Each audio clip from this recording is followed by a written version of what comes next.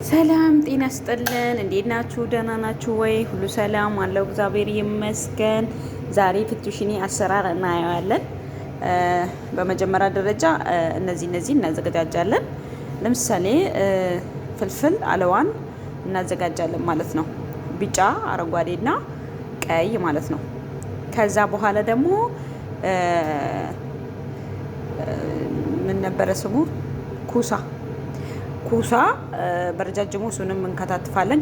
ቀጠን አድርገን እንከትፍና እናዘጋጃለን።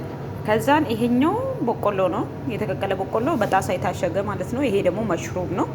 መሽሩም ስንል ከዚህ ጣሳ ውስጥ የሚወጣው ነው እና መሽሩም ነው እሱ።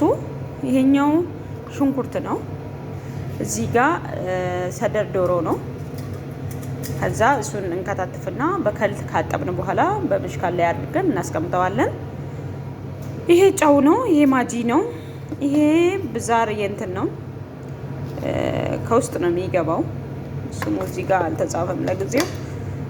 እና ይሄኛው ደግሞ ኢታሊ ብዛር ነው። ኢታሊ ብዛር ማለት ይኸው እሱ ነው።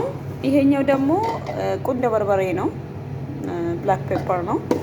ይሄኛው ደግሞ የተፈጨ ነጭ ሽንኩርት ማለት ነው።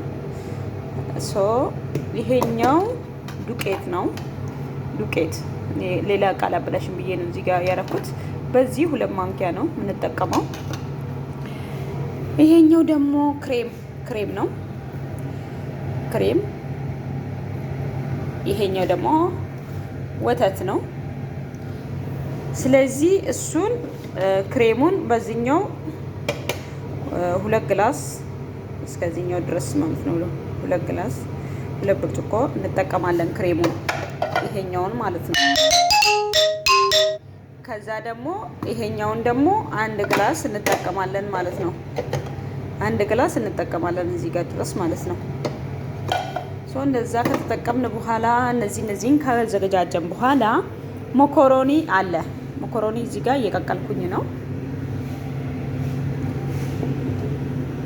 ሞኮሮኒ ይሄ ነው የሚሆነው ማለት ነው።